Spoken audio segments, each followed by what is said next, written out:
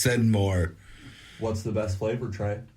I'm told the yellow ones taste like happiness, but an Air Force guy told me it, and I don't know if it's true or not. He was probably eating it in a hotel. With the air conditioner on full blast. Oh, full blast always. Anyway, but back to your point.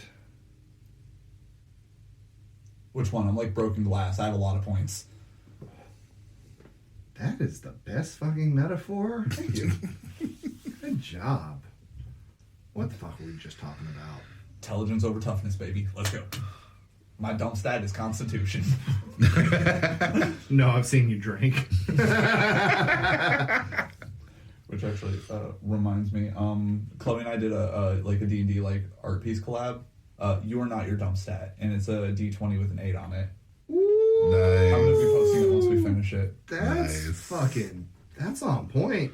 So, we're just gonna sidebar and talk about like finding people to work with and from like romance, and this is gonna go back to what you were talking about earlier. Mm-hmm. You need to find your other gear. And a lot of times with people who can't take critiques, they're not lining up with you because critiques have to be taken, you know? They do, but not everybody's ready for them yet. And my whole thing is I want to give an accepting, hey, come out. Come on, try it. I will help you in any way I can. Some people are not going to be the best at it. Some people are going to be amazing at it and walk away for no goddamn reason. Who are you pointing fingers at with that one? We're not going to go into it. And other people are totally going to do every horrible, uncomedy manners thing possible and almost tank a comedy scene because of it. Mm. And my thing is, like, I want to be welcoming and inviting and give everybody a chance at a shot, because when I first started this, nobody was giving me a shot. And much like you, I had to just go. I had to try it. I had to shuffle through Podunk Yeehaw Skinnerd fucking music set and try and tell jokes and get people to listen. And we've grown, and I've gotten other comics to be around and other comics to road trip with me, because like for the last 6 years I have been alone doing this, and it hurt, and it was a lot of just love of the game to do it and to have people around. You know, like that is the biggest warm and fuzzy ever. Like I've not had a lot of friends in comedy. Like I've had a bunch of people that I work with in comedy, but they're 2-3 hours away. Mm-hmm. I don't get to see them unless we're doing a show or doing this or doing that, you know? Like I have comedy friends. Like I hang out with some of the funniest people I know, and it's the best. And like I do totally get that. And also, if we're talking too much, please let me know. Cause we're good. But like the reality of it is, gatekeeping is not inherently unhealthy. Excessive gatekeeping is unhealthy. This is the coolest career in existence, okay? There's nothing more interesting and more fun than getting up and making a bunch of people fucking laugh at the things that you think are funny. And like getting some, like for me, I'm a comic from pain. My whole life was rough, and I make it funny. We're the philosophers of a new age. Like if you want to date and carbon stamp some shit, listen to a comedian from that age. But like that being said, that's a certain amount of responsibility, and though everyone has to be improving. True, and I'll give you that. Like I've literally let people go for way too long. Like I have banned maybe 12 people, period, and I had a whole little brush fire because one comic got their feelings hurt after watching porn on their phone with the brightness all the way up, after talking shit about me, the venue, the bartenders, and not being funny and deciding to do a political rant instead of telling a joke. Like you, literally, rule one of comedy, be funny. Everything else is a fucking guideline. We all have a voice and a responsibility to show and do things, but make it big first.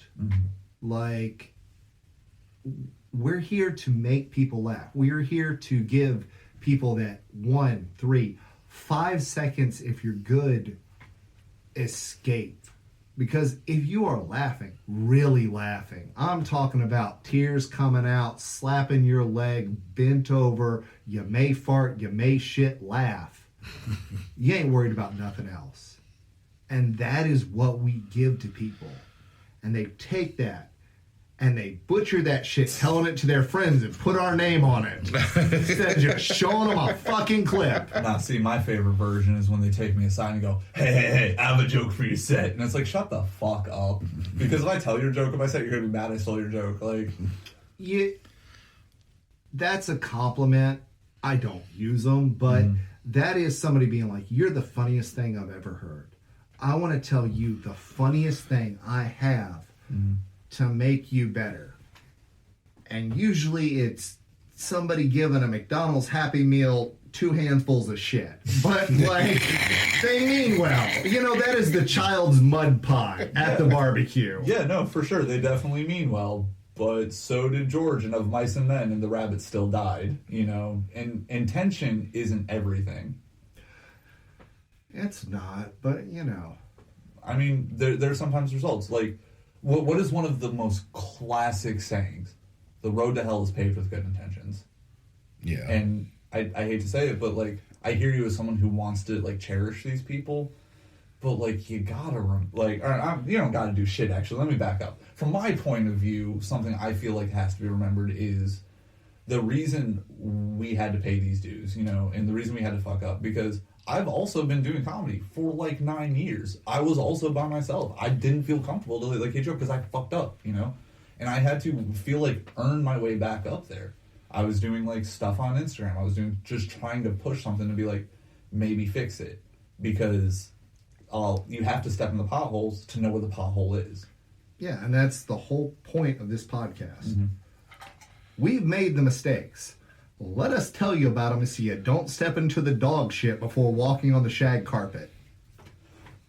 Just completely unrelated. Does anyone have a favorite opener? Like they've done, like your favorite like opening line you've ever done on stage? I mean, my go-to, and it works, and I feel horrible for it, but I'm just like, hey, everybody. Oh, my God. All of y'all ask if I'm tall. Yes. Yes, I am. Let's go over this conversation once so I don't have to have it with 40 of y'all. How's the weather up here? Warm. No, I never do that. I always snot and tell them it's hailing. I think my favorite ever was, hey, guys, we all looking to have a good time tonight? That fucking sucks, because I need 5 minutes of free therapy. That's good. That's a good one. I always wanted to, like, plug in a guitar and just, like, shred as you go up on stage. Y'all ready to rock? Tough shit, it's a comedy show. And Stephen Lynch isn't here. Shout out to Craig Christ. But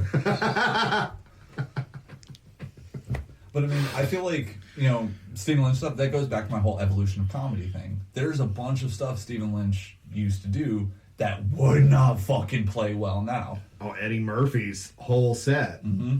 Here's my thing. People are allowed to cover songs, right? People are not allowed to cover comedy. Are people allowed to cover comedy songs? No, because No. it's comedy song. It's not song comedy, you know. And that also goes if the comic's dead, if the comic's a racist, whatever. Don't steal jokes. You're better than that. Write some new shit. Go out and live a little bit. Or if you want to be shitty, just rewrite the joke with a different subject matter. Like, you just make it your own. Like, people don't own, like, templates, but they own the final product, you know? That's true, but, you know, I don't have a lot of sayings, but this is one of my quotes. Mm-hmm. You know, you end up with 2 things in life. Friends and stories. Mm-hmm. You gotta make sure you live a little bit so you don't bore your friends with your stories. Also gotta make sure you slow down so you don't focus on just making stories instead of friends. Oh, that's a good one. God damn! Yeah, I'm a philosopher. That's why I want to be your guys' permanent third. Fucking come on. Fuck. All right, that was our episode on competitions. I am your co-host, Azalea Renee. You can catch me on all social media, Azalea Renee Comedy. Trey, where can they catch you at? Tall Trey Comedy on any social media and talltreycomedy.com. Nice. Devin. So, because I'm fucking up and haven't consolidated my things yet, you can find me on Instagram at Jet Fuel Can't Melt New Metal Beams. You can find me on TikTok as an actual brick. Or you can just find me on YouTube with my name, Devin Nicoles, DevinNichol. I only have one set posted, but, always feel free to message me. I am taking bookings pretty consistently. You got anything coming down the chute? I do. So, like Trey mentioned, I'm going to be part of the roast on Veterans Day, which I just learned is November 11th. And I am also going to have my first paid headlining act December 23rd at the aforementioned Reboot Bar and Arcade. I do look forward to seeing people there. Feel free to approach me after the show. Do not tell me your fucking jokes. I just want to meet you. I know it's a compliment. I have anxiety. I don't... Right! Oh, Jesus. And my phone number's... Just smile and panic internally.